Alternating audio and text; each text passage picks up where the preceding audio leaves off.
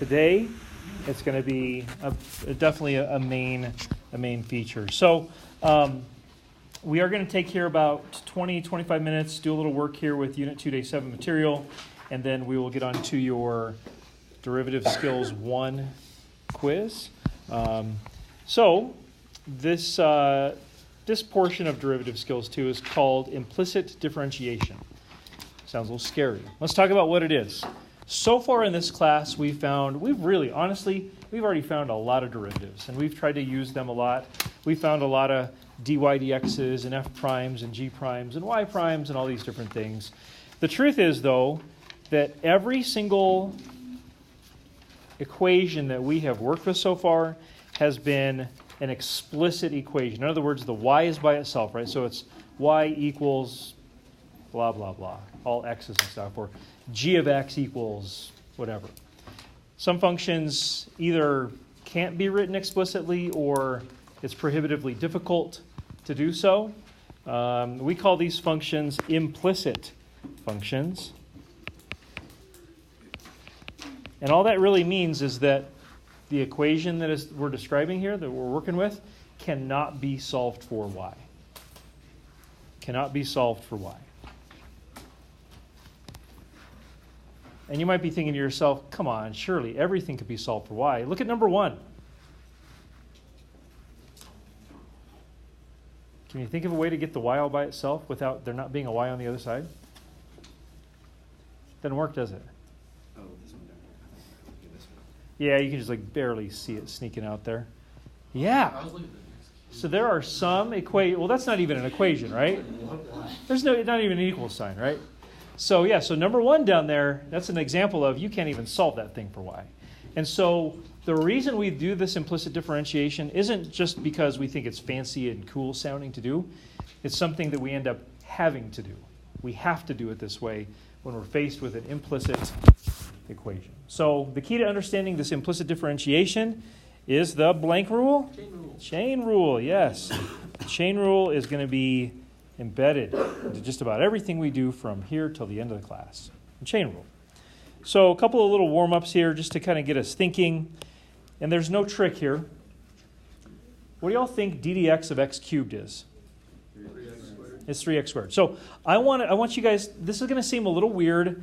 There's very much of a purpose to this. I want you to see this. Would you guys say that x cubed is a composite function? Not really. I would say it's not really a composite. But what I'm going to do is I'm going to write it in such a way that kind of sort of makes it a composite. Fair enough? Well, check this out. If I were to say this, you tell me if you disagree with this. I would say that this is the same thing as d dx of parentheses x quantity cubed.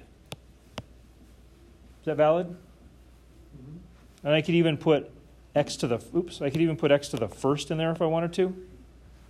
I'm not going to make a big deal about that. I'm just going to say it's parentheses x, the whole thing cubed. Have I broken any math rules? No. Can you see how somebody could now look at this and say, well, it's like sort of a composite, right? I mean, it's very trivial, but can you see how if I wrote it this way, like the big outside box would be cubed, something cubed, and then the small box on the inside would just be an x? Can you see it? Mm-hmm. Okay, now this is important that you see this because as I do the derivative here, I would say this equals, what's the derivative of something cubed? 3 something squared. 3 times something squared. Yep, so we'll go 3 times something squared. And what's on the inside once we open that big outside box? X. There's an x in there. And according to the chain rule, what I have to do is I have to do the derivative of that little inside box, 1. which is a 1. I'm going to write the 1 in a very strategic way. I'm going to say that d dx of x is this, which is a very fancy way of writing 1. Is it not? d dx of x is just 1. I'm going to leave that as is. So 2 minutes ago when I said, hey, what's the derivative of x cubed? And just like that, you said 3x squared. Use the power rule real quick. You see how this is still 3x squared? Still 3x squared, but I'm writing it in a way that's going to really help us with the next piece. How would you describe the one difference between the two warm-ups?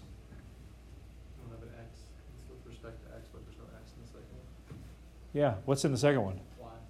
But it's both d dx, right? So it's the derivative with respect to x on both warm-ups. The first one is x cubed. The second one is y cubed. And it might be at this point that you would say, what difference does it make? It's going to make a difference. Small, but very, very important. Now check this out. What if I looked at this as a composite? And I said, this is really d dx of parentheses y cubed. So same sort of look. Let's go through piece by piece. What's the derivative of something cubed again? And it really doesn't matter what the something is, right? Not until later. So this would be 3 times something squared. This time when I open up the big cubed box, what do I see inside? It's not an x, it's a y. So now this time when I try to do the derivative, and I'm going to be more specific this time and say, I'm not going to just do the derivative, I'm going to do the d dx of the inside. What's d dx of y? It's dy dx. So this is not 1, is it? Dx dx, well that's 1. But this is dy dx for my chain rule factor. And what's dy dx? Isn't that what we so commonly refer to as the derivative? It's the slope of the tangent line, slope of the curve at any one point. This dy dx is not going to show up because we just want it to be there. It's going to show up because of the chain rule. Okay? You might not totally have it put together yet because we need to probably do example 1 before you can see this put together. But this is going to be the underlying concept of what we do on any of these implicit equations. Okay? So just keep this stuff in the back of your mind when we look at number 1. I do not think this is the best situation for me to just turn you loose on these. I think some bad habits could happen. So can we do like a little bit of back and forth guided practice stuff? Okay. So let's take a look at number 1. And unless you have any questions, I realize there might be some level of confusion, and I'm okay with that right now. But is anybody just like, chain rule, what are you doing? Anybody feel that way? All right, well, if you start feeling that way, I really, really hope that you'll say something. Okay, so let's take a look at number 1. Okay, so number 1 says, write an equation of the... how many times have we seen this? This has got to be like the 15th time already, right? Write the equation of the tangent line to that curve at the point root 26, comma 1. So since we've seen this phrase so many times, what are the 2 things that I need to have in order to actually do this? And which one do I already have? Yeah, isn't that right here? Okay, so I'm going to say that is my point of tangency. But I still got to find the slope of the tangent line. And I do know the curve, right? It's x squared minus y squared equals 25y. All right, fair enough. So, slope of tangent line? Like symbolically, what am I talking about? Say again? Well, no, you're telling me like what to do, and I think that's a good move. I think we do need to do that, but like symbolically, what is the slope of the tangent line? The second derivative. Not the second derivative. First derivative, but what symbols? dy dx. dy dx, right? First derivative, not second. So, if I'm looking for the slope of the tangent line, I am looking for dy dx.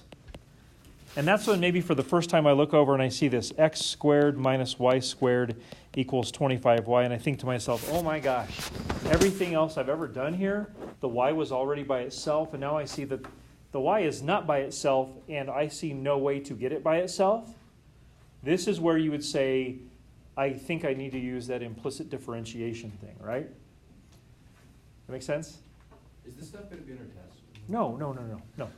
So, when you say test like next week? Next week, yeah. So the test next week is on concepts 1, 2, and 3. I will never, like I'm just going to say this really boldly, I will never teach you something and then like a day or 2 later say, there, it's a test now. This is on the test. Okay. There's always going to be a minimum of like, what is it? I hope I don't misspeak here, but at least like 8 or 9 days minimum between the time that we end a unit and the time we test on the unit. Okay. So, One question, kind of based off of that, is for the quiz we're taking today. Yeah. Since that's a Unit 2 quiz, do we have until the Unit 2 test to retake it? yes. Okay. Yes, sir. You got it. Perfect. Okay. Anyway. I feel like I need to kind of regain some momentum here. You with me? I feel like I got to gain a little bit more momentum on this. Yes? Okay. So, are y'all okay with this as the thing that we need to find? dy dx. And y'all see how the relationship we have up there does not have the y by itself? This is the scenario where we have to use implicit differentiation. And let's go all the way back to what Reese said a second ago. In order to do this, I need to do d dx to that equation. So here's how I would note that. I would just come over here and say, parentheses, I am going to do d dx to everything inside those parentheses. So both sides of the equation are going to get d dx'd. That make sense? Specifically, the derivative with respect to x, Kayla?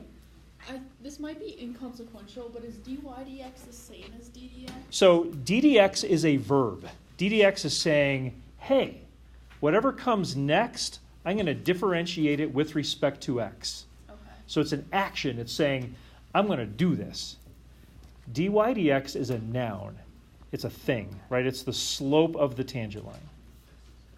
That make sense? Yes. Okay, so d dx is indicating I'm about to do the derivative with respect to x, to all this stuff, with the goal being to find dy dx. Okay, so let's see how this goes. d dx of x squared. What do you think? It's just 2x, right? Now, if I wanted to, and I'm going to write this in here, this will probably be the only time I write it, unless I need to other times. Technically, there is a chain rule factor, and the chain rule factor would be dx dx, which is just a fancy way of writing what? 1. So that's why I normally would not write that, because it's just times 1. Any guesses on what d dx of minus y squared would be? Negative 2y times the chain rule factor. You got it. dy dx. So the dy dx doesn't show up by magic. It doesn't show up because we feel like we just want it to be there. It shows up because we're doing d dx of a y. Make sense? It's a chain rule factor. Okay, and then equals, what do y'all think? What's just the basic rate of change of 25y? It's just 25, but the chain rule factor would be? No, because the variable over there is a y. So it'd be dy dx. Yep. Okay, so I think, wouldn't it be safe to say at this point that the dx over dx is just 1? And that can just essentially go away? But the dy dx, that's not going away because that's not 1. So I would say 2x minus 2y dy dx equals 25 dy dx. Alrighty, so we're trying to find dy dx, but there's 2 of them up there. How on earth am I supposed to get that by itself? Add 2 dy dx. Yeah, add it to the other side? Yeah. For sure, yeah. So some fairly straightforward algebra steps. We'd go 2x equals 25 dy dx plus 2y dy dx. Would that just be 27 dy dx? No, because 2y and 25 are not like terms.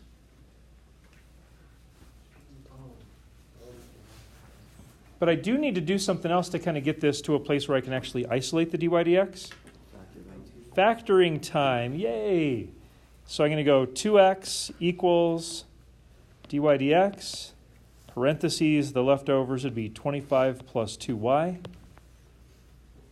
And what's the final step to finally get to this dy dx? Division, yes. So it would be 2x over 25 plus 2y equals dy dx. We're going to finish this in a second, but are there any steps that jump out to you as something that we ought to talk about? Hunter. Basically just consider dy dx as an variable. Yeah, essentially is. You have that whole, we kind of think of that as like one whole expression, just one whole variable, and we're trying to get that by itself. Later on, later on in the second semester, we're going to start messing around with that even a little bit. But for now, we're just going to say that's just one whole variable. Other thoughts? What else can I do to help? Okay, so that is the slope of the tangent line for any xy point. We don't really care about any xy point, though, do we? What do we care about? Route 26. Yeah, my point of tangency. So I would say dy dx at that point. So I just need to plug in here. So this would be, what, 2 root 26 over 27? And now I can put it all together with my equation of the tangent line. And that would be y minus 1 equals that slope that I just found times x minus root 26. So the thing in red would be the final answer to this question, but clearly the implicit differentiation was the heavy lifting just to get to that dy dx.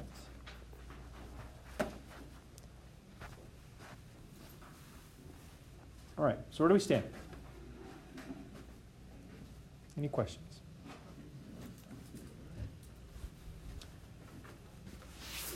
We're going to do this, we'll for sure do this again another whole day.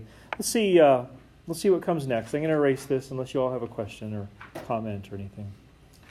Okay, let me just see what the next one looks like, and I'm going to decide what I want to do. Yeah, this one, okay. Let's do this. Yeah. Let's try this one with one caveat. I want to point something out to you. Does anybody see a product rule?